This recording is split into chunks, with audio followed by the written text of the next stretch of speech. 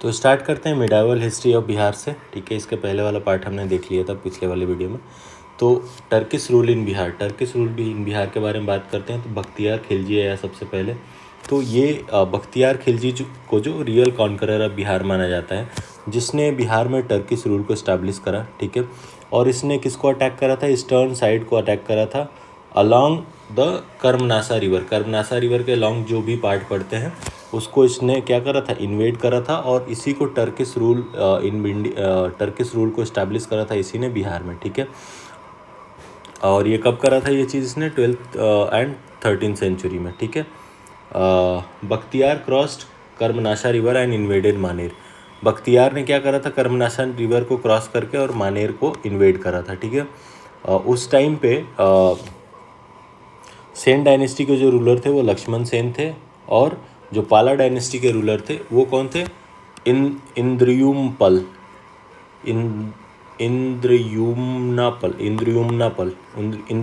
जो भी नाम है देख लेना एक बार। बट इंद्रयुम्नापल जो थे वो पाला डायनेस्टी के रूलर थे, और सेन डायनेस्टी के कौन रूलर थे? लक्ष्मण सेन थे। कब? जब ये बख्तियार खिलजी ने इन्वेड करा था, और वो कर्मनासा रिवर को क्रॉस करके और मानेर में आके इसने इन्वेड करा था। ठीक है, इसने सदर्न पार्ट ऑफ गंगा को कैप्चर कर लिया था, और इसने अपना कैपिटल कहाँ पे बनाया था? लखनौती को अपना कैपिटल बनाया था। ठीक है, याद रखना। और सदर्न पार्ट ऑफ बिहार को कैप्चर कर लिया था। ठीक है, बख्तियार का जो फर्स्ट मेजर जो सक्सेस था, विक्ट्री था, वो था ओदांतपुरी, जो कि बिहार शरीफ में है। और ये कब अकम्प्लिश करा था? 1198 AD को। ठीक है, उसके बाद इसने नादिया बंगाल को इन्वेड करा था। कब? 1203 से 1204 में। ठीक है, जो कि लक्ष्मण सेन की कैपिटल थी। याद रखना, लक्ष्मण सेन की कैपिटल कौन थी? नादिया, जहाँ पे इन्वेड करा था किसने? आपके ये बख्तियार खिलजी ने। कब? ओदांतपुरी में करने के बाद। ठीक है, लक्ष्मण सेन जो थे उससे अफ्रेड थे, और उन्होंने भाग के अपना escaped his capital without fighting. और ये जो लक्ष्मण सेन थे वो बिना लड़े ही भाग निकले थे। ठीक है, और 12th सेंचुरी एंड होते होते बख्तियार खिलजी ने नालंदा यूनिवर्सिटी को डिमोलिश कर दिया था, और जो मॉन्क्स थे उसमें उनको गाड़ दिया था उसी में। ठीक है, वैल्यूएबल लाइब्रेरी में। ठीक है, जो मॉन्क्स थे उनको किल किया था, और जो वहाँ की वैल्यूएबल लाइब्रेरी थी नालंदा यूनिवर्सिटी की, उसको जला दिया था। ठीक है, बख्तियार खिलजी तो था वो बीमार पड़ गया था। कहाँ पे? देवकट में। और वहीं पे अपने एक जो लेफ्टिनेंट था उसका, अली मर्दान खिलजी, उसके द्वारा इसकी मौत कर दी गई। ठीक है, तो याद रखना, बख्तियार खिलजी कहाँ पे बीमार पड़ा था? देवकोट में। और वहीं पे अली मर्दान खिलजी ने इसको मार दिया था। ठीक है, इसका डेड बॉडी जो था वो बिहार में लाया गया था, और उसको बरीड कहाँ पे किया गया था? इमादपुर मोहल्ला बिहार शरीफ के इमादपुर मोहल्ला में बख्तियार खिलजी को क्या किया गया था? बरी किया गया था। नेक्स्ट देखते हैं दिल्ली सल्तनत एंड बिहार। दिल्ली सल्तनत के टाइम पे क्या था बिहार में, कैसे था? तो मामलुक डायनेस्टी। आपको पता है कि दिल्ली सल्तनत की सबसे पहली जो डायनेस्टी आती है मामलुक डायनेस्टी, इसको स्लेव डायनेस्टी भी बोलते हैं।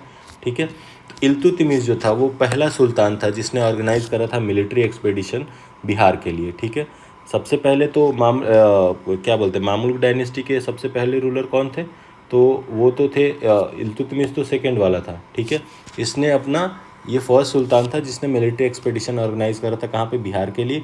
इल्तुतमिश ने बिहार को कैप्चर करा 1225 AD में। ठीक है, किसको हरा के? मलिक हुसैनुद्दीन इवाज को। मलिक हुसैनुद्दीन इवाज को हरा के इसने बिहार को कैप्चर करा। ठीक है, और इसने लखनौती से रूल करना चालू किया उस टाइम पे। और इसकी जो फोर्सेस थी सुल्तान की और हुसैन उद इमाल की, वो कहाँ पे मिली थी? तेलियागढ़ी पास ऑफ राजमहल हिल के तेलियागढ़ी पास पे मिली थी। ठीक है, हुसामुद्दीन इवाज जो था उसने एक ट्रीटी कंक्लूड की इल्तुतमिश के साथ, और उसको लार्ज इंडेमिनिटी पेड करा और एक्नॉलेज करा उसकी सुवेरनिटी को। ठीक है, दिल्ली की जो सुवेरनिटी थी उसको उसने एज्यूम करा, और इल्तुतमिश जो था मलिक अलाउद्दीन जैनी को अपॉइंट करा किस लिए? गवर्नर ऑफ बिहार के लिए। तो याद रखना, इल्तुतमिश जो था वो पहला सुल्तान था जो बिहार के लिए एक्सपेडिशन करा था, और इसने किसको? ये आपको मलिक हुसैनुद्दीन इवाज को हराया था। ठीक है, फिर मलिक हुसैनुद्दीन ने इसकी क्या कर ली? सुज़रनिटी जो है वो एक्सेप्ट कर ली। फिर उसके बाद इल्तुतमिश ने मलिक अलाउद्दीन जैनी को बिहार का गवर्नर बनाया था। ठीक है, इतना बात आप याद रखना। ठीक है, इल्तुतमिश के बाद बलबन ने कैंपेन करा था इस रीजन को। ठीक है, और टगरील खान जो था, जो कि बंगाल का रूलर था उस टाइम पे, उसने रिवोल्ट करा था बलबन के अगेंस्ट। तो याद रखना कि इल्तुतमिश के बाद जब बलबन आया था, उसने टगरील खान उसने बलबन ने फिर इस रीजन को कंपेन करने की कोशिश करी थी, जिसमें टगरील खान जो थे, जो कि बंगाल के रूलर थे उस टाइम पे, उन्होंने इसके अगेंस्ट रिवोल्ट करा था। ठीक है, टगरी खान के डेथ और डिफीट के बाद बलबन ने अपॉइंट करा था अपने सन नसीरुद्दीन बुघरा खान को बिहार का गवर्नर। तो याद रखना, बिहार और बंगाल का गवर्नर 1282-83 में किसको अपॉइंट किया गया? नसीरुद्दीन बुघरा खान को। किसके द्वारा? इल्तुतमिश के द्वारा, सॉरी, बलबन के द्वारा। कब? जब इसने टगरी खान, जो कि बंगाल का रूलर था, उसको हराने के और उसको मारने के बाद। ठीक है, बुर्गा खान के डेथ के बाद जो है काइकस जो था वो बंगाल और बिहार का गवर्नर बना था। बुर्गा खान क्या था? बुर्गा खान बेसिकली बलबन का बेटा था, जो कि governor of Bihar and Bengal बना था। इसकी मृत्यु के बाद काइकस को वो गद्दी प्राप्त हो गई थी। ठीक है, फिर आए थे तुगलक पीरियड। ठीक है, तो आपको मामलुक डायनेस्टी के बारे में बस 2 का याद रखना कि इल्तुतमिश ने बिहार को मिलिट्री एक्सपेडिशन करा था, और उसने क्या करा था कि यहाँ पे जो उस टाइम पे आपके ये थे आपके हुसैन मलिक हुसैमुद्दीन इवाजी थे, इनको हरा के फिर इसने लखनौती से राज करना चालू किया था। ठीक है, उसके बाद इल्तुतमिश के बाद बलबन आया। बलबन ने फिर टगरील खान को हरा के और अपने बेटे नसीरुद्दीन बुर्गा खान को बनाया था बंगाल और बिहार का गवर्नर। फिर नसीरुद्दीन जब मर गया तो काइकस बना था। ठीक है, इतना पार्ट याद रखना। उसके बाद तुगलक पीरियड का देखते हैं। तुगलक पीरियड में बिहार का कैसा था, क्या था? ठीक है, तो मोहम्मद बिन तुगलक का जो कॉइन है, सिक्का है, वो अभी भी अवेलेबल है। पहला फैक्ट तो याद रखना कि मोहम्मद बिन तुगलक का जो कॉइन है अभी भी अवेलेबल है, और इसने फोर्ट भी बनाया। ठीक है, जामा मस्जिद दरभंगा। ठीक है, इसने एक दरभंगा में क्या बनाया? जामा मस्जिद बनवाया। किसने? तुगलक पीरियड का मोहम्मद बिन तुगलक ने। ठीक है, उस टाइम पे कंटेम्पररी सूफी सेंट कौन हुआ करते थे? हज़रत सफुद्दीन यहिया मनेरी। ठीक है, उस टाइम पे उनके इसके मोहम्मद बिन तुगलक के कंटेम्पररी थे कौन? सेंट सूफी सेंट थे। कौन? क्या नाम था उनका? हज़रत सफुद्दीन यहिया मनेरी। इनका कंपोजिशन है कौन था? क्या? मलफूजात और मनकिबुल आसिफा। ठीक है, ये जो है ये इम्पॉर्टेंट वंस है, जिससे हमें एविडेंस तुगलक डायनेस्टी का बिहार में पता चलता है। तो याद रखना कि जो हमारे सूफी सेंट थे कौन? सैफुल्लुद्दीन यहाँ मनेरी, इनके कंपोजिशन है कौन से? मलफूजात और मनकिबुल आसिफा। मलफूजात और मलकिबुल आसिफा इनकी कंपोजिशन है। इससे हमको तुगलक के डायनेस्टी के बारे में बिहार में क्या क्या हुआ तो उसका पता चलता है। फिर फिरोज शाह आया बिहार। ठीक है, बंगाल कैंपेन के द्वारा। ठीक है, इसने सरत फिजोरी शाही जो है एक राइटिंग है, जिसमें सुल्तान इन्वेड किया फेमस सेंट ऑफ बिहार को, इसके बारे में मेंशन किया गया है। ठीक है, शेख अहमद चैराम पोस। ठीक है, सहरात फिजोरी Shahi, there is also a mention of in Sirat Firoz Shahi में एक मेंशन है। Sultan visited famous saint of Bihar को विजिट करा, और वो कौन थे famous saint of Bihar? Sheikh Ahmad चैम्पोस। ठीक है, कुछ जैन टेम्पल्स है राजगृह में, वहाँ के इंक्रिप्शन जो हैं वो बताते हैं फिरोज़ जो है उनको ग्रांट देता है, उसके बारे में बताते हैं। ठीक है, उस टाइम पे तुगलक के टाइम पे जो बिहार का कैपिटल था वो क्या था? बिहार शरीफ था। ठीक है, अभी मॉडर्न डे जो है वो नालंदा में स्थित है। ठीक है, तो याद रखना कि तुगलक के टाइम पे जो कैपिटल ऑफ बिहार था ये क्या था? बिहार शरीफ था। ठीक है, अभी मॉडर्न टाइम नालंदा डिस्ट्रिक्ट में आता है। उसके बाद आता है आपका लोधी पीरियड। ठीक है, लोधी पीरियड में बिहार शरीफ में एक सिकंदर लोधी एक आपका बिहार शरीफ में क्या है? इनक्रिप्शन है, जिसमें ये पता चलता है कि सिकंदर लोधी ने किसको अपॉइंट करा था? दरिया खान नुहानी को गवर्नर ऑफ बिहार अपॉइंट किया था। ठीक है, जैसे कि ये कहाँ से पता चलता है? एक इंस्क्रिप्शन है बिहार शरीफ में, उसके द्वारा पता चलता है कि सिकंदर लोधी ने दरिया खान नुहानी को गवर्नर अपॉइंट किया था, किसका? बिहार का। फिर बहर खान आता है। बहर खान बेसिकली दरिया खान नुहानी का बेटा है, और उसने खुद को इंडिपेंडेंट डिक्लेयर कर दिया बिहार में, किसके नाम से? सुल्तान मोहम्मद शाह नुहानी के नाम से। ठीक है, सुल्तान मोहम्मद शाह नुहानी के नाम से खुद को इंडिपेंडेंट रूलर घोषित कर देता है, जो कि दरिया खान नुहानी का बेटा रहता है। और दरिया खान नुहानी कौन रहता है? जिसको सिकंदर लोदी ने बिहार का गवर्नर बनाया रहता है। ठीक है, इस टाइम पे दो अफगान रूलर जो है वो नॉर्थ एंड साउथ बिहार को कंट्रोल करते हैं। नॉर्थ बिहार में बलिया तक एंड बलिया और सारण तक बंगाल रूलर जो है सुल्तान नुसरत शाह का कंट्रोल आता है, जबकि साउथ बिहार में मुंगेर तक किसका? मोहम्मद शाह नुहानी का कंट्रोल हो जाता है। तो याद रखना कि इस टाइम पे बिहार जो है वो दो रूलर के द्वारा रूल किया जाता था। ठीक है, दो अफगान रूलर के द्वारा कंट्रोल किया जाता था। ठीक है, नॉर्थ बिहार में बलिया और सारण तक कौन रूल करता था? सुल्तान नुसरत शाह कंट्रोल करता था।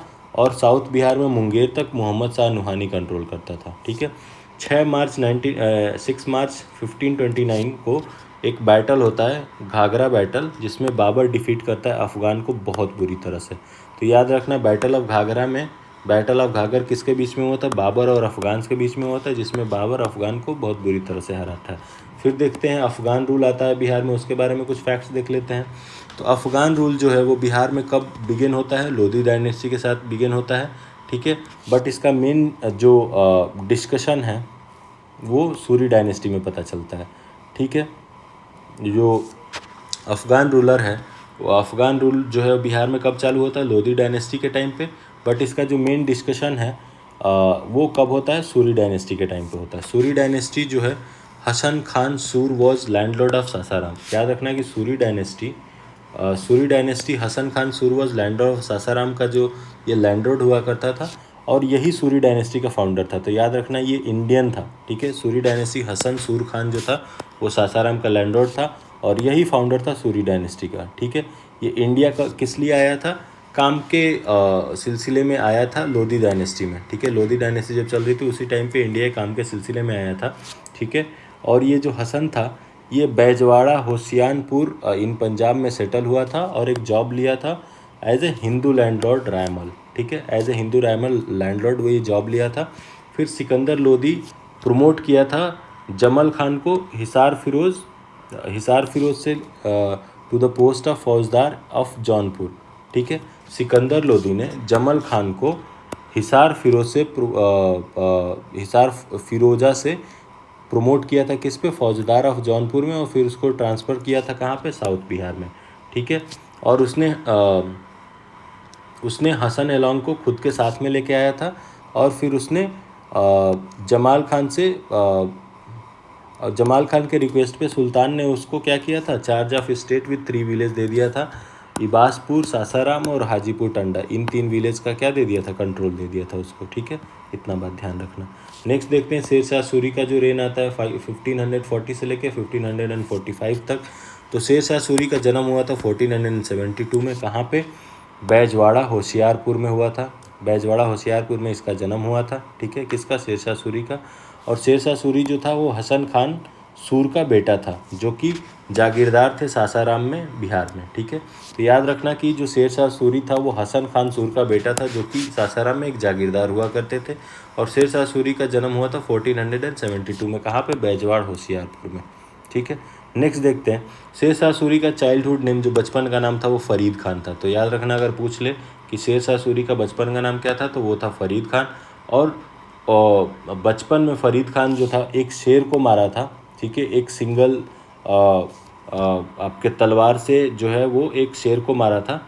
ठीक है, इसके वजह से अफ़गान रूलर जो थे बिहार में, क्या नाम था उनका? सुल्तान मोहम्मद बहन खान, वो खुश हो गए थे और उसको टाइटल दे दिया था शेर खान का।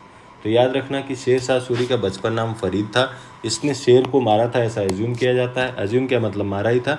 इससे खुश होकर के अफ़गान रूलर जो थे उस टाइम पे बिहार में, जिनका नाम था सुल्तान मोहम्मद बहर खान, इन्होंने इसको शेर खान का एक टाइटल भी दिया था शेर शाह सूरी को। शेर शाह ने मुग़ल के साथ लड़ा। ठीक है, किस बैटल में? चंदेरी के बैटल में। After defeating the ruler of Bengal Nusrat Shah in 1529, Sher Shah Suri assumed the title of Hazrat Ala. ठीक है, शेर शाह सूरी जो है मुग़ल के साथ लड़ा था किसमें? बैटल ऑफ चंदेरी में। और जब ये बंगाल के नुसरत शाह को हरा दिया 1529 में, फिर उसके बाद इसने क्या टाइटल क्या अज्यूम किया था? हज़रत अला। ठीक है, तो याद रखना बचपन का नाम फरीद खान था, फिर शेर को मार दिया इसलिए शेर खान का टाइटल मिला। किसके द्वारा? अफ़गान रूलर सुल्तान मोहम्मद बहर खान के द्वारा। फिर उसने जब मुग़ल के साथ लड़ाई लड़ी बैटल ऑफ चंदेर में, तो वहाँ पे इसने बंगाल के नुसरत शाह को हरा दिया था। इसके बाद इसने टाइटल अज्यूम करी थी हज़रत अला की, ठीक है। शेर खान जो है वह मोहम्मद लोदी को सपोर्ट करा था किसमें, बैटल ऑफ दौरी में। तो याद रखना बैटल ऑफ दौरी में मोहम्मद लोदी को शेर खान ने सपोर्ट करा था। बैटल ऑफ सूरजगढ़ जो कि 1534 में लड़ा गया, इसमें शेर शाह ने बंगाल के आर्मी को हरा दिया था, ठीक है। और अपनी पोजीशन जो है वो ईस्टर्न इंडिया में बहुत ही स्ट्रेंथन कर लिया था, ये बात आप ध्यान रखोगे, ठीक है। 1537 से 38 तक शेर खान ने बंगाल के ऊपर अपना कंट्रोल कर लिया था। 26 जून 1539 को जब ये हुमायूं को हराता है बैटल ऑफ चौसा में, ठीक है, उसके बाद इसने शेर शाह इसके बाद इसने टाइटल क्या अज्यूम किया, शेर शाह का, और उसके बाद खुतबा read in his name and issued coin, ठीक है। उसके बाद देखो हुमायूं को कब हराता है, बैटल ऑफ चौसा में हराता है, कब, 1539 को, ठीक है। उसके बाद ये शेर शाह का टाइटल अज्यूम किया, कौन, शेर शाह सूरी। और ये खुतबा रीड अपने नाम पे खुतबा रीड इशू करता है, और उसके बाद ये अपने नाम पे अब सिक्का भी चलाना चालू कर देते हैं, ठीक है। शेर शाह सूरी ने हुमायूं को बैटल ऑफ बालीग्राम में भी हराया था, कब, 1540 में, और उसके बाद ये दिल्ली के थ्रोन पे, दिल्ली के राजगद्दी पे बैठा था, ठीक है। शेर शाह सूरी जो है फॉर्मली आगरा में इसका कोरोनेशन हुआ था, कब, 10 जून 1514 को, और उसके बाद इसने सुल्तान आदिल का टाइटल अज्यूम किया था। तो याद रखना शेर शाह सूरी बहुत सारा टाइटल अज्यूम कर रहा है, किसी भी एक टाइटल से क्वेश्चन पूछ सकता है, ठीक है। तो याद रखना जब ये आगरा में अब इसका कोरोनेशन हुआ था, तो उस टाइम पे सुल्तान आदिल का टाइटल लिया था इसने। और जब बैटल ऑफ चौसा में हुमायूं को हराया था 1539 में, उस टाइम पे शेर शाह का टाइटल अज्यूम किया था, ठीक है।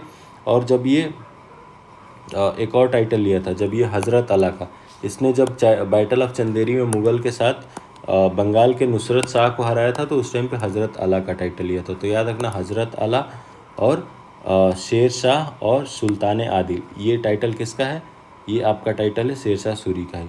1545 में शेर शाह ने अटैक करा था किस पे, कालिंजर पे, ठीक है, जिसके रूलर कौन थे, कीरत सिंह थे, ठीक है। और उस टाइम पे कालिंजर के कैंपेन में शेर शाह ने फायर फायर किया था, जिसका नाम था उक्का, ठीक है। उक्का फायर किया था किसमें, कालिंजर के युद्ध में कीरत सिंह के विरुद्ध में, ठीक है। उस टाइम पे a shell hit the fort wall and fell on the gun powder kept nearby. उस टाइम पे क्या हुआ, एक शेल ने हिट किया फोर्ट के वॉल को, और फिर वो वॉल जो है वो गन पाउडर जो नियर बाई रखा गया था उस पर गिर गया।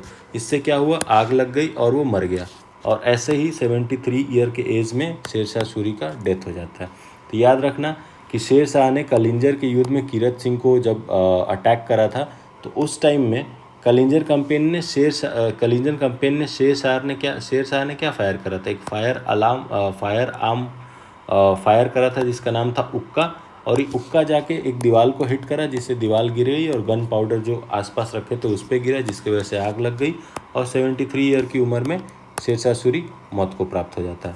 शेर शाह ने बनवाया था फोर्ट इन पटना, ठीक है, जो कि और इसने पटना को ही कैपिटल ऑफ बिहार बना दिया था, ठीक है। तो याद रखना कि शेर शाह ने पटना में फोर्ट बनवाया था, और शेर शाह ने अपना कैपिटल कहाँ रखा था, पटना में रखा था, ठीक है। लास्ट सूबेदार बिहार के जो थे अपॉइंटेड, जिसको शेर शाह ने अपॉइंट किया था, वो उनका नाम क्या था, सुलेमान खान। अगर पूछ दे कि लास्ट जो सूबेदार अपॉइंट किया था शेर शाह ने बिहार में, सूबेदार ऑफ बिहार, एज ए सूबेदार ऑफ बिहार, उनका नाम क्या था, तो उनका नाम था सुलेमान खान, ठीक है। नेक्स्ट देखते हैं मेजर वर्क ऑफ शेर शाह सूरी इन बिहार। शेर शाह सूरी का मेजर वर्क क्या था, इसने रोड कंस्ट्रक्शन कराए थे, ठीक है, बहुत इंपॉर्टेंट रोड्स बनवाया था, जिसमें से सबसे फेमस है ग्रैंड ट्रंक रोड, ठीक है, जो कि एक्सटेंड होती है कहाँ से कहाँ तक, बंगाल से पेशावर तक। तो याद रखना अगर पूछ ले कि ग्रैंड ट्रंक रोड का निर्माण कंस्ट्रक्शन किसने करवाया था, तो शेर शाह सूरी ने करवाया था। और ग्रैंड ट्रंक रोड जो है वो कहाँ से कहाँ तक एक्सटेंड होती है, बंगाल से पेशावर तक एक्सटेंड होती है। आर्किटेक्चर में इसका देखते हैं कि क्या योगदान है। तो इसमें बहुत ही इंपॉर्टेंट बिल्डिंग बनवाई थी, जिसमें दिल्ली में भी फोर्ट बनवाया था, जिसको प्राणी किला बोला जाता है। प्राणी किला दिल्ली में जो बनवाया था वो कौन बनवाया था, शेर शाह सूरी ने बनवाया था। एंड टॉम ऑफ शेर सूरी भी बनवाया था इसने, कहाँ पे, सासाराम बिहार में। नेक्स्ट देखते हैं बिहार ड्यूरिंग मुगल रूल के टाइम पे बिहार की क्या हालत थी, कैसे थी, वो देखते हैं। दाऊद खान करारानी, दाऊद खान करारानी जो था वो सुलेमान करारानी का बेटा था। इसने रिवोल्ट किया मुग़ल के ख़िलाफ़, ठीक है। मुग़ल एम्परर जो अकबर था उसके ख़िलाफ़ इसने रिवोल्ट करा था, ठीक है। किसने? दाऊद खान करारानी ने। उसके बाद अकबर ने दाऊद खान करारानी को 1576 में बैटल ऑफ राजमहल में डिफीट कर दिया था और इसने बिहार पे मुग़ल का एक कंट्रोल जाहिर कर दिया था। तो याद रखना कि बिहार पे कौन सा मुग़ल ने कंट्रोल जाहिर किया था? तो अकबर ने किया था। और अकबर ने किसको अपॉइंट करा था गवर्नर ऑफ बिहार? उसने मुनीम खान को अपना गवर्नर अपॉइंट किया था बिहार के लिए। किसको हराने के बाद? दाऊद खान करनानी को बैटल ऑफ राजमहल में 1576 में हराने के बाद मुनीम खान को अपॉइंट करा था governor of Bengal, governor of Bihar, ठीक है। 1580 एडी के आसपास क्या हुआ था? बिहार जो है एक प्रोविंस के रूप में डिक्लेयर हो गया था, ठीक है, मुग़ल एम्पायर का। और अकबर ने अपॉइंट किया था राजा मान सिंह को गवर्नर ऑफ बिहार के रूप में, ठीक है। और जिसने रूल करा 1586 से 1594 तक, और इसने रोहतास को अपना कैपिटल बनाया। तो याद रखना अगर पूछ ले कि राजा मान सिंह जो कि अपॉइंटेड थे गवर्नर ऑफ बिहार, इन्होंने अपना कैपिटल किसको बनाया था? तो रोहतास को अपना कैपिटल बनवाया था, जिसको अकबर ने ही अपॉइंट करा था, ठीक है। अब देखते हैं जहांगीर के शासनकाल में मुग़ल ने खोखरा देश, छोटा नागपुर रीजन पे कंट्रोल पा लिया था, ठीक है। खोखरा देश छोटा नागपुर रीजन पे कंट्रोल पा लिया था कि जो कि अभी झारखंड में है। जहांगीर ने अपने बेटे प्रिंस परवेज़ को अपॉइंट किया था गवर्नर ऑफ बिहार, कब? 1621 में। और फर्स्ट प्रिंस था जो कि गवर्नर ऑफ बिहार बना था। तो अगर पूछ ले कि फर्स्ट प्रिंस जो कि गवर्नर ऑफ बिहार बना था उसका क्या नाम था? वो प्रिंस परवेज़ था, जो कि जहांगीर का बेटा भी था, ठीक है। 1702 एडी में क्या हुआ था? औरंगजेब का शासन था। उस टाइम पे उसका जो ग्रैंड सन था प्रिंस अजीम, उसको गवर्नर ऑफ बिहार बनाया था, ठीक है। और इसने पटना का नाम चेंज करके अजीमाबाद कर दिया था। तो याद रखना कि पटना का नाम चेंज करके अजीमाबाद किसने किया था? ये प्रिंस अजीम ने किया था, जो कि औरंगजेब का ग्रैंडसन था, ठीक है। याद रखना ये फैक्ट बहुत पूछा जाता है, क्यों? क्योंकि पटना को अजीमाबाद भी बोला जाता है। तो अजीमाबाद नाम किसने रखा था? तो ये प्रिंस अजीम ने रखा था, जो कि औरंगजेब का पोता था। और ये गवर्नर ऑफ बंगाल बना था कब? 1702 एडी में, जिसने पटना का नाम चेंज करके अजीमाबाद कर दिया था, ठीक है। औरंगजेब की मृत्यु के बाद बहादुर शाह जो था वो मुग़ल रूलर बनता है 1707 से लेकर 1712 तक, ठीक है। उस टाइम पे क्या होता है? 1711 में फ़र्रुखसियार जो है वो बिहार आता है बंगाल से, ठीक है। और फ़र्रुखसियार जो है वो फर्स्ट मुग़ल एम्परर होता है जिसका कोरोनेशन जो है वो पटना में होता है। तो याद रखना अगर पूछ ले कि फर्स्ट मुग़ल एम्परर जिसका कोरोनेशन पटना में हो रहा है उसका नाम क्या है? तो वो है फ़र्रुखसियार, ठीक है। फ़र्रुखसियार का जो लास्ट रेन था वो 1719 तक लास्ट करा, ठीक है। लास्ट नवाब जो था मुग़ल का वो था अलीवर्दी खान, ठीक है, जो कि नवाब ऑफ अजीमाबाद रहा कब से कब तक? 1734 से 1740 एडी तक। नेक्स्ट देखते हैं, अलीवर्दी खान के डेथ के बाद उसका जो ग्रैंड सन था जिसका नाम था सिराजुद्दौला, वो नवाब ऑफ बंगाल बनता है 1756 में। और जब बैटल ऑफ प्लासी होता है 1756 में, तो सिराजुद्दौला हार जाता है और फिर बाद में ब्रिटिश उसको जान से मार देते हैं, ठीक है। तो याद रखना कि अलीवर्दी खान के मौत के बाद उसका जो पोता रहता है सिराजुद्दौला, वो नवाब ऑफ बंगाल बनता है 1756 में। फिर बैटल ऑफ प्लासी होता है 1757 में, उसमें सिराजुद्दौला को ब्रिटिशर्स हरा देते हैं और मार देते हैं, और बाद में मारते हैं, ऐसा नहीं 1756 में नहीं मारते हैं, बट बाद में ब्रिटिशर्स के द्वारा ही मारा जाता है। फिर उसके बाद मीर जाफ़र जो है वो नया नवाब बनता है बंगाल का, ठीक है। उस टाइम पे ब्रिटिश रूल जो है वो इस रीजन में स्टार्ट हो चुका था, ठीक है, ये ध्यान रखना। सिराजुद्दौला के बाद मीर जाफ़र आता है। फिर हम थोड़ा सा चेरो डायनेस्टी के बारे में देख लेते हैं। तो चेरो डायनेस्टी जो थी वो इम्पॉर्टेंट थी मिडाइवल डायनेस्टी की, ठीक है। इसका डोमिनेंस जो था बिहार और झारखंड में था। इसके जो रूलर थे वो मेनली कहाँ पे रूल करते थे? पलामू में रूल करते थे, जो कि प्रेजेंट डे झारखंड में है। और शाहाबाद, सारण, मुजफ्फरपुर में भी रूल करा है उन्होंने, ठीक है, और इसके सराउंडिंग एरिया में। History of Chero dynasty and origin देख लेते हैं। तो वेट,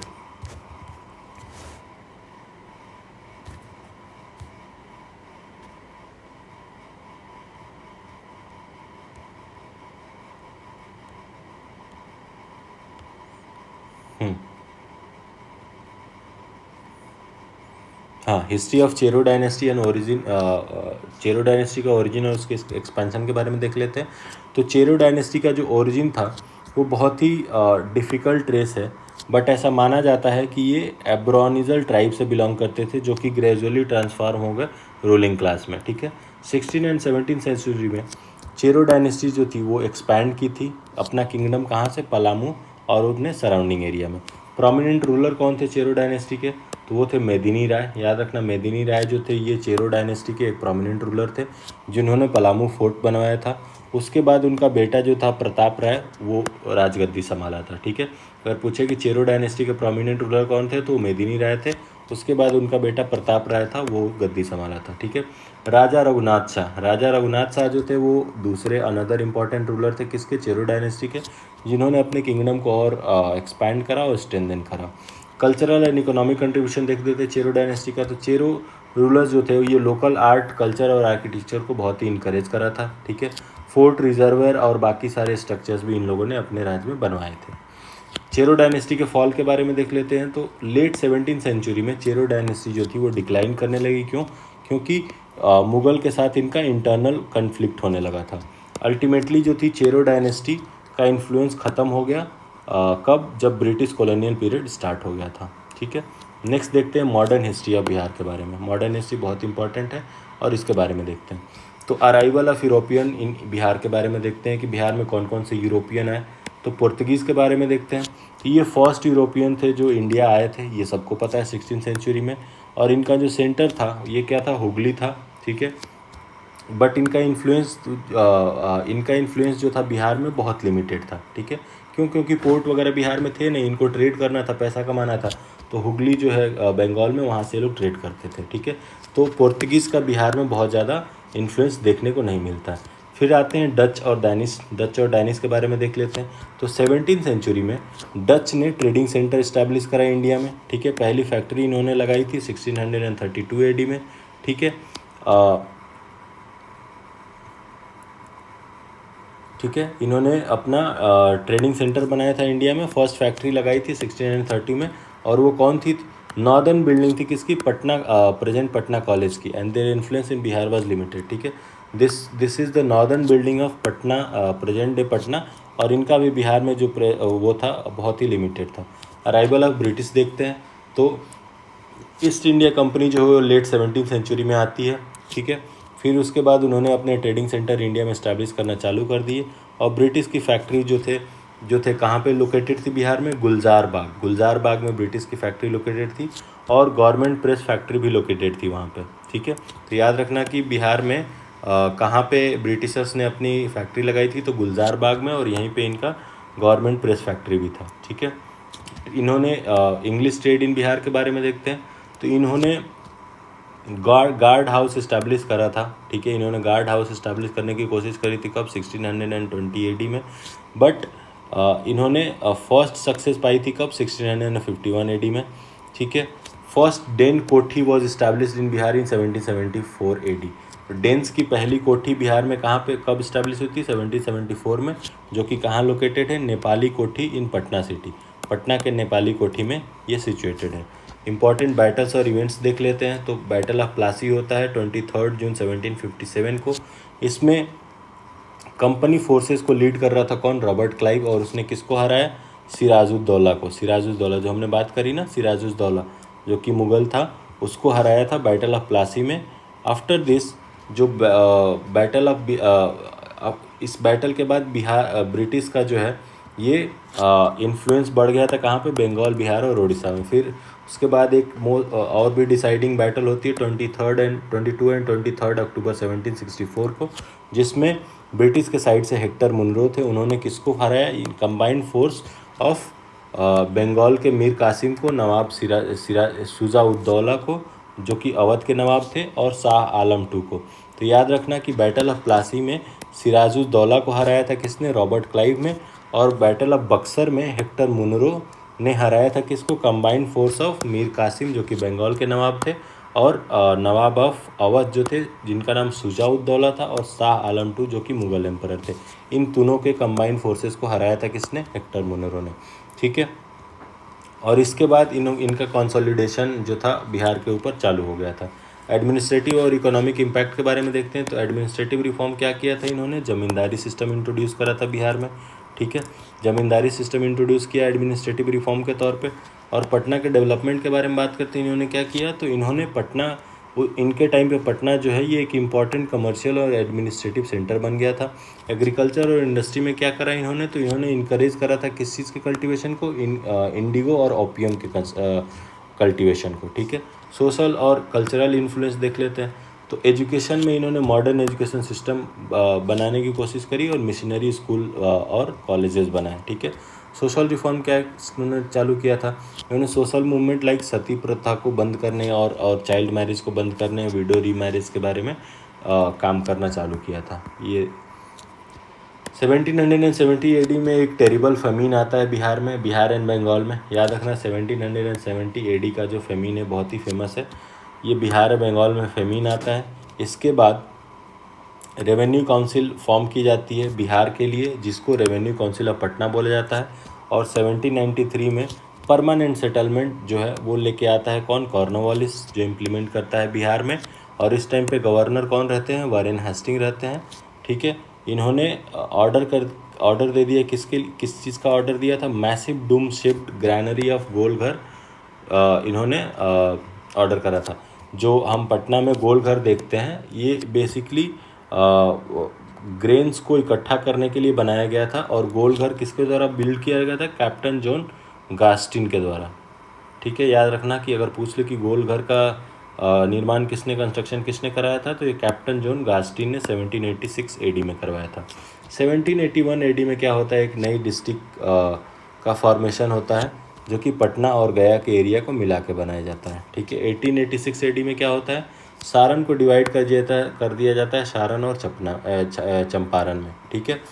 नेक्स्ट 1875 AD में क्या होता है, तिरहुत को डिवाइड कर दिया जाता है किसमें, दरभंगा और मुजफ्फरपुर में, ठीक है। तो ये लोग डिवीज़न करते हैं। फिर देखते हैं मेजर ट्राइबल रिवोल्ट्स क्या क्या होते हैं बिहार में। तो सबसे पहले नोनिया रिवोल्ट आता है। नोनिया रिवोल्ट काफ़ी फेमस है, तो नोनिया रिवोल्ट के बारे में देखते हैं। तो बेसिकली ये बैटल ऑफ प्लासी के टाइम पे बिहार जो था वो साल्ट पेटर इंडस्ट्री का मेजर सेंटर हुआ करता था। और साल्ट पेटर जो वो है उसको एम्यूनेशन बनाने में यूज़ किया जाता था। साल्ट पेटर जो गन पाउडर और ये सारे बम्स बनाने में यूज़ किया जाता था, ठीक है। तो बैटल ऑफ प्लासी के टाइम पे जो बिहार था वो साल्ट पेटर इंडस्ट्री का एक सेंटर माना जाता था, ठीक है। फिर हाजीपुर, तिरहुत, सारण और पूर्णिया जो थे ये मेजर सिटी थे साल्ट पेटर प्रोडक्शन के लिए। कौन से, हाजीपुर, तिरहुत, सारण और पूर्णिया, ठीक है। नोनिया जो थे वो इसके टास्क से साल्ट पेटर सॉइल जो है कलेक्ट करने के टास्क से इंटरेस्टेड किए जाते थे कि नोनिया जो है वो साल्ट पेटर के सॉइल को क्या करता है, कलेक्ट करता है। And the mediator use to purchase raw saltpetre at low price from the Nonia and sell at high price with the factory, thus earning hefty profit. तो नोनिया ने क्यों रिवोल्ट करा था, क्योंकि ये लोग साल्ट पेटर के ओरिजिनल कलेक्टर थे। इनसे जो है ये लो प्राइस पे ख़रीदते थे मीडिएटर लोग और फैक्ट्री को हाई प्राइस पे बेचते थे, तो इससे नोनिया का घाटा हो रहा है। तो इसी एक्सप्लॉयटेशन की वजह से नोनिया ने इसको स्टार्ट किया selling raw saltpetre to traders. इसी के वजह से नोनिया ने डायरेक्टली स्टार्ट कर दिया ट्रेडर्स को सॉल्ट पेटर बेचना, और इसके वजह से उनको बहुत ही ऑपरेशन फेस करना पड़ा कंपनी के साइड से, ठीक है। फिर आता है, याद रखना, नोनिया रिवोल्ट हुआ था कब, 1770 से 1800 के बीच में। नेक्स्ट आता है हमारा वहाबी मूवमेंट। वहाबी मूवमेंट क्यों होता है, तो ये बेसिकली एक रिलीजियस मूवमेंट रहता है, ठीक है। और इसका इम्पॉर्टेंट रोल प्ले जो रहता है बिहार के struggle for freedom during 19th century, ठीक है। और ये एक इम्पॉर्टेंट रोल प्ले करता है किसमें, बिहार के स्ट्रगल फॉर फ्रीडम में 19th सेंचुरी में, ठीक है। क्योंकि इसका जो ऑब्जेक्टिव था पॉलिटिकल ऑब्जेक्टिव भी था as part of religious deal, ठीक है। रिलीजियस डील के साथ साथ इसका पॉलिटिकल ऑब्जेक्टिव भी था, किसका, वहाबी मूवमेंट का। जनरली तो ये एसेंशियली तो ये रिलीजियस मूवमेंट था, बट इसका पॉलिटिकल ऑब्जेक्टिव भी था। इसमें सैयद खान जो थे ये फाउंडर ऑफ वहाबी मूवमेंट माने जाते हैं, ठीक है, जिनका जन्म 1786 में रायबरेली में हुआ था। तो याद रखना वहाबी मूवमेंट के फाउंडर कौन माने जाते हैं, सैयद अहमद। वहाबी मूवमेंट सैयद अहमद, बहुत इंपॉर्टेंट है, पूछ सकता है, ठीक है। तो सैयद अहमद जो है वहाबी मूवमेंट के फाउंडर थे 1786 में इनका जन्म हुआ था रायबरेली उत्तर प्रदेश में, ठीक है। सैयद अहमद जो है पटना आए थे 1821 में, और उस टाइम पे पटना को मेन सेंटर बना लिया था इन्होंने मूवमेंट के लिए, ठीक है, 1831 AD में। सैयद अहमद जो थे बैटल ऑफ सिख में मारे गए, ठीक है, बैटल ऑफ सिख में मारे गए। कहाँ पे? बालाकोट में। कमांडर शेर सिंह नाम था किसका? सिख से जो बैटल हुआ था उसमें सैयद अहमद मारे गए, किसके द्वारा? कैप्टन शेर सिंह के द्वारा। अब उसके बाद सक्सेसर कौन बना इस मूवमेंट का? तो विलायत अली और इनायत अली जो है उसके बाद वहाबी मूवमेंट के सक्सेसर बने, ठीक है। वहाबी मूवमेंट बिहार में कब एंड हुआ? अम्बेला कैंपेन 1863 के साथ एंड हो गया, ठीक है। अम्बेला कैंपेन हुआ 1863, उसके बाद जो है वहाबी मूवमेंट एंड हो गया। तो याद रखना वहाबी मूवमेंट के फाउंडर जो हैं वो सैयद अहमद हैं, और जब सैयद अहमद बैटल विद सिख में मारे गए तो उसके बाद विलायत अली और इनायत अली ने इसकी कमान संभाली, और वहाबी मूवमेंट ऑफिशियली बिहार में कब एंड हुआ? अम्बेला कैंपेन के बाद, जो कि 1863 में हुआ था। वहाबी मूवमेंट ऑफ बंगाल जो था वो किससे इंस्पायर्ड था?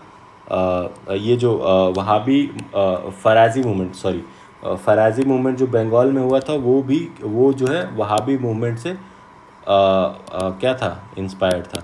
तो याद रखना कि बंगाल में जो फराजी मूवमेंट था वो वहाबी मूवमेंट से इंस्पायर्ड था, ठीक है। और ये फराजी मूवमेंट के फाउंडर कौन थे? हाजी शरीयतुल्लाह, ठीक है। तो दो मूवमेंट के फाउंडर आपने याद कर लिया, वहाबी मूवमेंट के सैयद अहमद और फराजी मूवमेंट के कौन थे? हाजी शरीयतुल्लाह, ठीक है, जो कि फराजी मूवमेंट वहाबी मूवमेंट से ही इंस्पायर्ड था। नेक्स्ट देखते हैं तमार रिवेलियन के बारे में क्या है, कैसे है। तो ओरांव ट्राइब जो रहती है, ओरांव ट्राइब ऑफ तमार इन छोटा नागपुर रीजन, इसने रिवोल्ट किया था किसके? फैक्ट्री अलाइनमेंट सिस्टम के विरुद्ध ब्रिटिश गवर्नमेंट के, ठीक है। तो याद रखना तमार रिवेलियन किस ट्राइब से रिलेटेड है? तो ओरांव ट्राइब से रिलेटेड है। तमार रिवेलियन किससे रिलेटेड है? ओरांव ट्राइब से रिलेटेड है। और इस मूवमेंट का रीज़न क्या था? कि heavy taxation, operation by non tribal landlords who collaborated with British. Obvious सी बात है कि तमार रिवेलियन जो कि ओरांव ट्राइब ने करा था, ओरांव ट्राइब का क्या हो रहा था? हैवी टैक्सेशन लगा रहे थे ये लोग, और ऑपरेशन कर रहे थे नॉन ट्राइबल लैंडलॉर्ड जो कि कोऑर्डिनेटेड थे किससे? ब्रिटिश से। इसके वजह से तमार रिवेलियन ने अपना जन्म लिया था। और ये तमार रिवेलियन आते किस रीजन में थे? तो छोटा नागपुर रीजन में ये लोग रहते थे। 1789 से 1744 इस टाइम पे ये प्रोटेस्ट जो है ओरांव ट्राइब दिखूज के अगेंस्ट में करती है, ठीक है, एज ए तमार रिवेलियन। फिर आता है हमारा हो रिवेलियन जो था, इस रिवेलियन में क्या हुआ था? हो ट्राइब जो थी वो फाइट स्टार्ट कर दी थी अगेंस्ट ब्रिटिश के अगेंस्ट फाइट स्टार्ट कर दी थी हो ट्राइब ने। किसमें? हो रिवेलियन में। और इसका रीज़न क्या था मूवमेंट का? कि ब्रिटिश ने बहुत ही क्रूअल और अनपॉपुलर किंग को सपोर्ट कर रहे थे, ठीक है।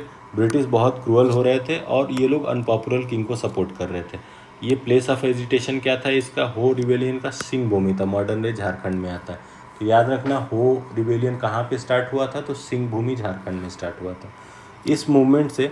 और ये जो मूवमेंट था ये वायलेंट टाइप का मूवमेंट था। अगर फॉर्म पूछे तो हो rebellion was violent type of movement, ठीक है। इसमें हो ट्राइब ने रिवोल्ट करा था। फिर आता है आपका कोल रिवेलियन जो बेसिकली कोल ट्राइब ने करा था, ठीक है। किसके अगेंस्ट? ब्रिटिश के अगेंस्ट करा था। इसमें ये लोग ब्रिटिश के अगेंस्ट फाइट करना चालू कर दिए थे। अगेन रीज़न ऑफ मूवमेंट क्या था इसमें? तो इसमें रीज़न ऑफ मूवमेंट जो था वो land snatching, not only the land snatching, ये लोग बस उनका ज़मीन नहीं छीन रहे थे बट ऑल्सो पर्सनल ह्यूमिलिएशन, ये लोग उनको पर्सनली ह्यूमिलिएट भी कर रहे थे। जिसमें कौन कौन से इंसिडेंट का शामिल है? जिसमें किडनैपिंग करते थे और जो ट्राइबल वुमेन का रेप करते थे। तो याद रखना कोल रिवेलियन का जो रीज़न था, not only land snatching but also personal humiliation, ठीक है, कोल रिवेलियन वाला। और इसके लीडर कौन थे? बुद्धो भगत। याद रखना कोल रिवेलियन के लीडर कौन थे? कोल रिवेलियन के बुद्धो भगत, ठीक है। कोल रिवेलियन के लीडर कौन थे? बुद्धो भगत।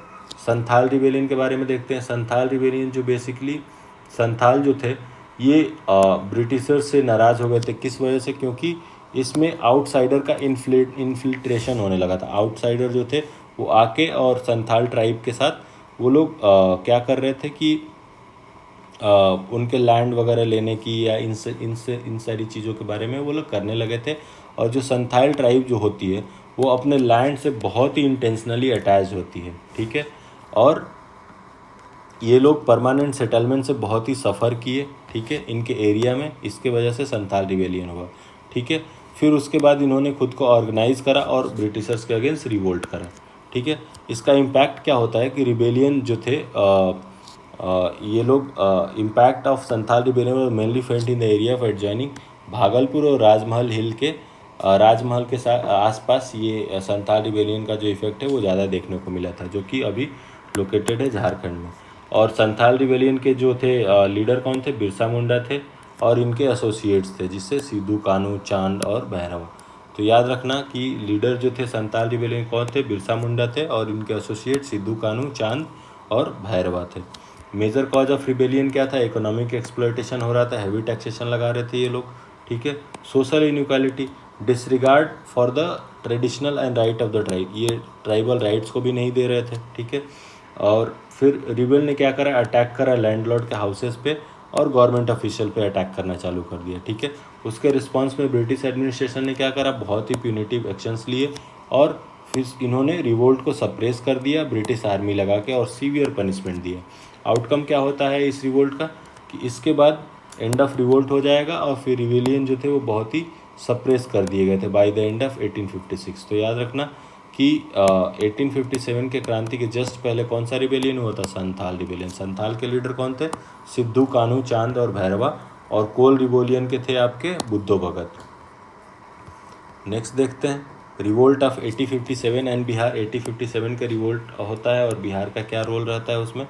तो बिहार में जो 1857 का रिवोल्ट कब चालू होता है, 12 जून 1857 को। कहाँ से, रोहिणी विलेज, देवघर से। तो याद रखना अगर पूछे कि बिहार में 1857 का रिवोल्ट कब चालू होता है तो वो चालू होता है 12 जून 1857 को। और कहाँ से चालू होता है तो वो रोहिणी विलेज, देवघर से चालू होता है, ठीक है। 3 जुलाई को पटना सिटी में पील अली ने ये अपराइजिंग लीड करी थी, ठीक है। पील अली ने अपराइजिंग लीड करी थी कब, 3 जुलाई को पटना सिटी में। ओपीएम डीलर लैल जो थे वो ट्राई किए थे सप्रेस करने का सिचुएशन में, बट उनको मारा गया, ठीक है। याद रखना लैल जो थे वो ओपीएम डीलर थे, इन्होंने सिचुएशन को सप्रेस करने की कोशिश करी बट वो मारे गए थे। पियर अली जो थे, पियर अली जिन्होंने पटना में अपराइजिंग चालू करी थी 3 जून को, उनको डेथ सेंटेंस दे दिया गया। कौन ऑर्डर दिया था उसका, कमिश्नर टेलर ने ऑर्डर दिया था। But his indomitable spirit was discussed by Taylor in his book our crisis, ठीक है। बट ये इतनी गंदी जो हरकत किया था, इसकी जो बात है ये किस में देखने को मिलती है हमने को, टेलर की बुक में, जो कि आर क्राइसिस नाम से लिखी थी, ठीक है। 25 जुलाई 1857 को मुजफ्फरपुर में जो सोल्जर्स थे और दानापुर में सोल्जर्स थे वो लोग रिवोल्ट कर देते हैं और वो लोग एक जॉइंट फोर्स वो लोग जो है बाबू कुंवर सिंह के फोर्स को ज्वाइन कर लेते हैं, जो कि क्या रहते हैं, जगदीशपुर के लैंडलॉर्ड रहते हैं और शाहाबाद डिस्ट्रिक्ट के, ठीक है, बाबू कुंवर सिंह। फिर कुंवर सिंह जो है वो एक फैक्ट्री ओपन करते हैं जिसमें गन्स और एमुनेशन का मैन्युफैक्चर कराते हैं जगदीशपुर में, ठीक है। और फिर फर्स्ट कैप्चर्ड आगरा, और इसके बाद इन्होंने सबसे पहले क्या कैप्चर करा, आगरा को कैप्चर करा। फिर Shah of Awadh has given the decree of Kunwar Singh for Azamgarh district. तो शाह ऑफ अवध ने क्या करा था, आजमगढ़ डिस्ट्रिक्ट की डिक्री दे दी थी किसको, कुंवर सिंह को। दिसंबर 1857 में कुंवर सिंह और नाना साहब ने अटैक करा था ब्रिटिश को कानपुर में। याद रखना कि कुंवर सिंह ने नाना साहब के साथ मिलकर कानपुर में ब्रिटिश पे अटैक करा था। अप्रैल 23, 1858 को कुंवर सिंह की फोर्सेस जो है वो ब्रिटिश आर्मी को फेस करती है, ठीक है। और ब्रिटिश आर्मी के साइड से कौन रहता है, कैप्टन ली ग्रैंड रहता है, ठीक है। फिर जो है कुंवर सिंह जो है वो इवेंचुअली डिफीट होते हैं और 25 अप्रैल को इनका डेथ हो जाता है, ठीक है। इस टाइम पे कुंवर सिंह के जो ब्रदर रहते हैं उनका नाम अमर सिंह रहता है, वो इस इन्फ्लुएंस को लीड करते हैं शाहाबाद रीजन में, ठीक है। उसके बाद क्वीन विक्टोरिया के द्वारा इनको जो पार्डन मिलता है, ठीक है। फिर ये arms were surrendered in Shahabad but 14 people including Amar Singh were excluded from it, ठीक है।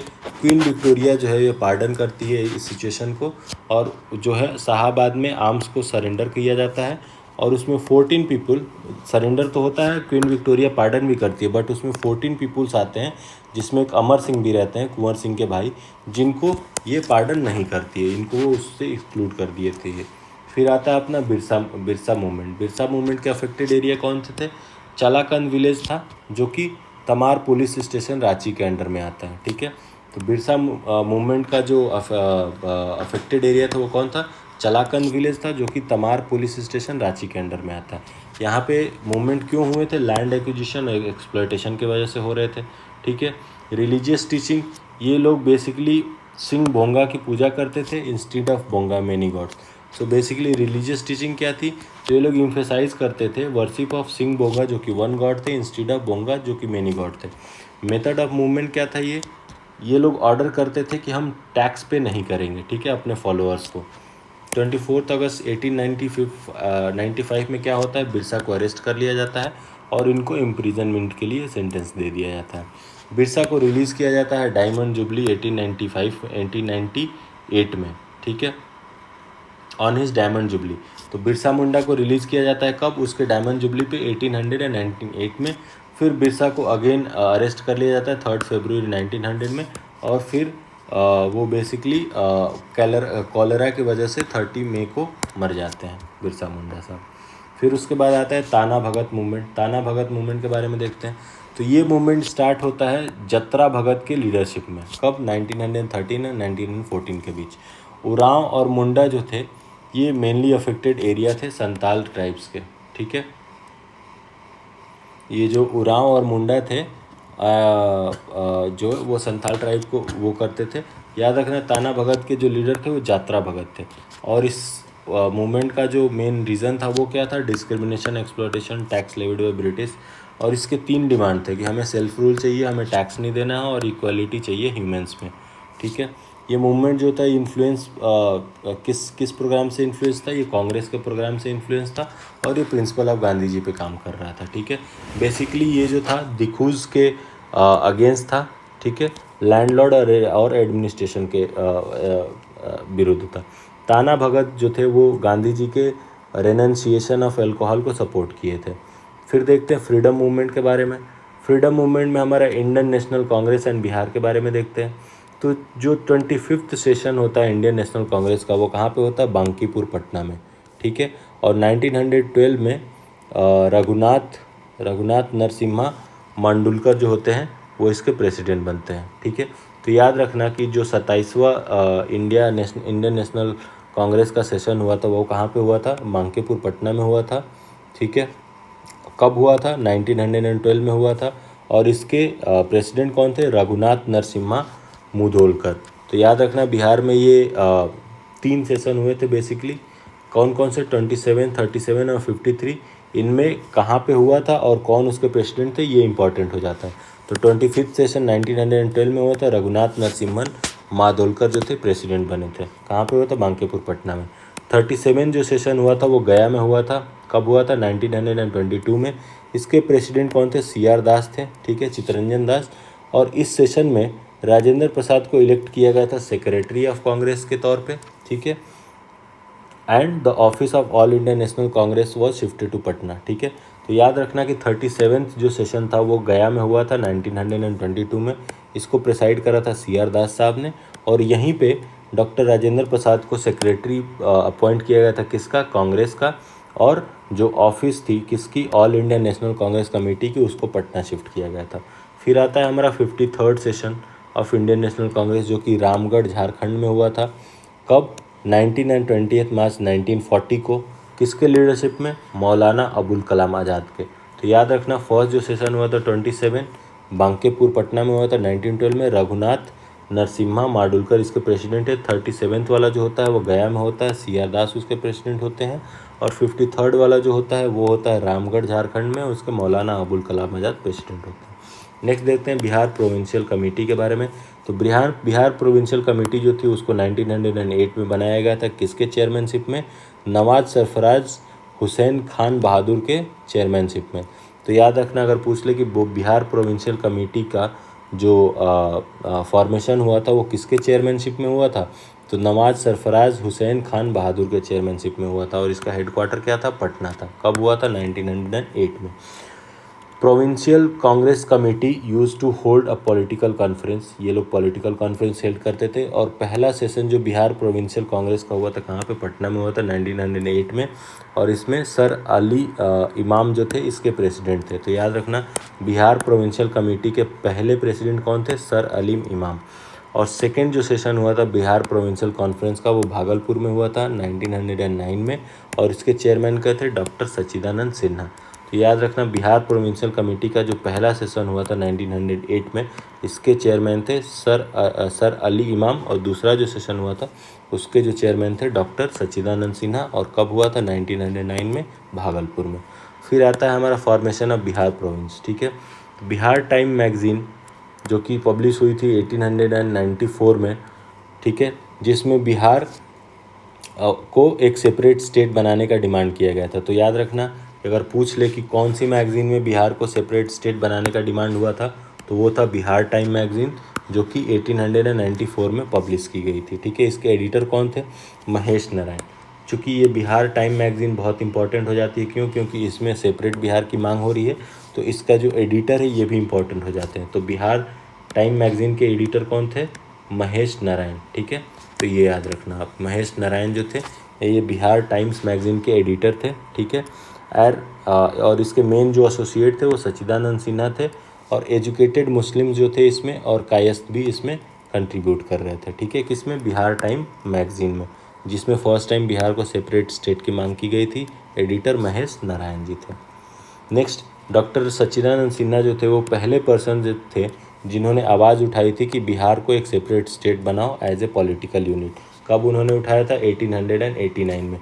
तो याद रखना अगर पूछे कि पहले पर्सन वो कौन है, ठीक है, जिन्होंने बिहार को सेपरेट स्टेट बनाने की मांग करी थी, तो वो थे सच्चिदानंद सिन्हा साहब। ठीक है, 1906 में सच्चिदानंद सिन्हा ने और महेश नारायण ने, जो कि बिहार टाइम मैगज़ीन के एडिटर थे महेश नारायण, तो इन्होंने दो लोगों ने 1906 में सच्चिदानंद सिन्हा और महेश नारायण ने एक प्रेजेंट करा था बुकलेट को, जिसमें ये लोग एडवोकेट कर रहे थे क्या, कि सेपरेट बिहार की फॉर्मेशन हो। ठीक है, 1906 में बिहार स्टूडेंट कॉन्फ्रेंस जो कि ऑर्गेनाइज हुई थी पटना में, किसके द्वारा, राजेंद्र प्रसाद के द्वारा। ये क्या करती है, एक सिग्निफिकेंट स्टेप बनती है जो कि पुश करती है कि बिहार को एक ऑटोनॉमी मिले। ठीक है, तो बिहार स्टूडेंट कॉन्फ्रेंस किसके द्वारा ऑर्गेनाइज किया गया था, राजेंद्र प्रसाद के द्वारा पटना में ऑर्गेनाइज किया गया था। 1908 में पहला सेशन होता है बिहार प्रोविंशियल कॉन्फ्रेंस का, कहाँ पे, पटना में, जिसमें मोहम्मद फ़खरुद्दीन पुट फॉरवर्ड करते हैं डिमांड कि बिहार को एक सेपरेट प्रोविंस बनाया जाए। ठीक है, फिर फाइनली क्या होता है, 12 नवंबर 1911 को दिल्ली दरबार लगता है, जिसमें बिहार एंड उड़ीसा को जॉइंटली डिक्लेयर किया जाता है न्यू स्टेट बाय एम्परर। ठीक है, तो 12 नवंबर 1911 को क्या होता है, दिल्ली दरबार लगता है, जिसमें बिहार और उड़ीसा को जॉइंटली न्यू स्टेट बना दिया जाता है। ठीक है, और फिर 22 मार्च 1912 को बिहार और बंगाल जो होता है एक सेपरेट प्रोविंस बन जाता है।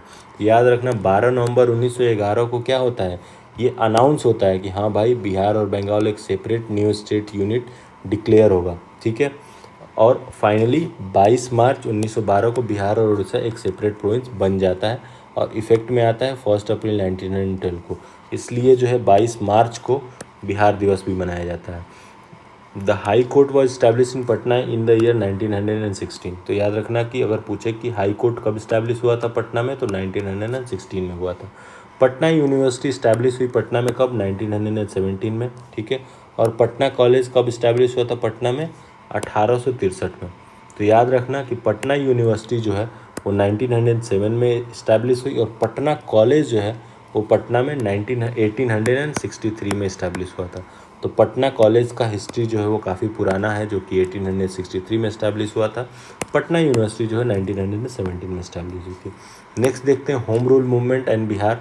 होम रूल मूवमेंट जब चल रहा था और बिहार का क्या हो रहा था, कैसे हो रहा था, तो होम रूल जो है वो कब इस्टेब्लिश हुआ था, 1916 में एनी बेसेंट के द्वारा इस्टेब्लिश हुआ था। कहाँ पे, मद्रास और मद्रास में एनी बेसेंट ने होम रूल लीग की स्थापना कहाँ पे करी थी, मद्रास में, और बाल गंगाधर तिलक ने इसको पुणे में इस्टेब्लिश करा था। ठीक है, 1916 में ही। 16 नवंबर को 1916 में एक मीटिंग ऑर्गेनाइज होती है पटना में। किसके डायरेक्शन में? मजरूल हक के डायरेक्शन में, जिसमें होम रूल लीग जो है इस्टेब्लिश होता है। ठीक है, बिहार से कौन कौन से लोग लीडर थे? मजरूल हक थे जो कि प्रेसिडेंट बनते हैं, और सरफराज हुसैन जो है जो कि वाइस प्रेसिडेंट बनते हैं। किसके? होम रूल मूवमेंट के। तो अगर पूछ ले कि होम रूल मूवमेंट के लीडर बिहार से कौन थे, तो मजरूल हक जो थे वो प्रेसिडेंट थे और सरफराज हुसैन जो थे वो वाइस प्रेसिडेंट थे। होम रूल मूवमेंट जो है वो मुजफ्फरपुर में इस्टेब्लिश किया गया। किसके द्वारा? जनकधारी प्रसाद के द्वारा। तो अगर पूछ ले कि मुजफ्फरपुर में होम रूल की का इस्टेब्लिशमेंट किसने करा था, तो वो थे जनकधारी प्रसाद साहब। ठीक है, 1918 में बेसेंट पटना आती हैं 2 बार, और फर्स्ट टाइम 18 अप्रैल को और सेकेंड टाइम 25 जुलाई को पटना आती हैं। ठीक है, रेवोल्यूशनरी नेशनलिज्म एंड बिहार के बारे में देख लेते हैं। तो activity of Barindra Kumar Ghosh and Bhupendra Nath Datta had an impact on Bihar. ठीक है, तो बरिंद्र नाथ घोष जो थे और भूपेंद्र नाथ दत्त जो थे, इनका बहुत ही इम्पैक्ट रहता है बिहार में रिवोल्यूशनरी एक्टिविटीज़ का। अगर नाम ले तो 30 अप्रैल 1908 को मुजफ्फरपुर में एक बम फेंका जाता है। किसके द्वारा? खुदीराम बोस के द्वारा और प्रफुल्ल चाकी के द्वारा, जिसमें वाइफ और daughter of mister Pringle Kennedy मारे जाते हैं। ठीक है, तो याद रखना मुजफ्फरपुर में एक बम फेंका जाता है खुदीराम बोस और प्रफुल्ल चाकी के द्वारा, जिसमें पिंगले केनेडी के वाइफ और उसकी डॉटर मारे जाते हैं। और जो बम था वो बेसिकली किंग्स फोर्ट के लिए फेंका गया था। ठीक है, जो कि डिस्ट्रिक्ट जज था कहाँ का? मुजफ्फरपुर का।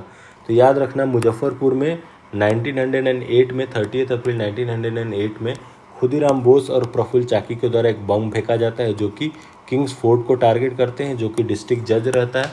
बट गलती से वो पिंगल केनेडी की बेटी और वाइफ उसमें मारी जाती है। ठीक है, खुदीराम बोस को अरेस्ट किया जाता है और 11 अगस्त 1908 को उनको फांसी की सज़ा दे दी जाती है। एंड जो प्रफुल्ल चाकी रहते हैं वो खुद को गोली मार लेते हैं। ठीक है, योगेंद्र शुक्ला जो थे वो अरेस्ट किए जाते हैं। किसके द्वारा? सारण पुलिस के द्वारा। कब? 11 जून 1930 को। और इनके अगेंस्ट एक केस लिखा जाता है कहाँ पे? तिरहुत कॉन्स्पिरेसी केस में। तो याद रखना तिरहुत कॉन्स्पिरेसी केस से कौन रिलेटेड है? तो योगेंद्र शुक्ला साहब हैं। ठीक है, तिरहुत कॉन्स्पिरेसी केस से किससे कौन रिलेटेड है? योगेंद्र शुक्ला रिलेटेड है। छपरा और पटना जो थे वो मेन इंपॉर्टेंट सेंटर थे किसके लिए? Hindustan socialist Republic association HSRA के लिए। HSRA का मेन सेंटर जो था बिहार में कौन था? छपरा और पटना था। ठीक है, इसके आगे चंपारण सत्याग्रह वाला जो पार्ट है यहाँ से हम नेक्स्ट वीडियो में स्टार्ट करेंगे। ठीक है, यहाँ के लिए इतना ही।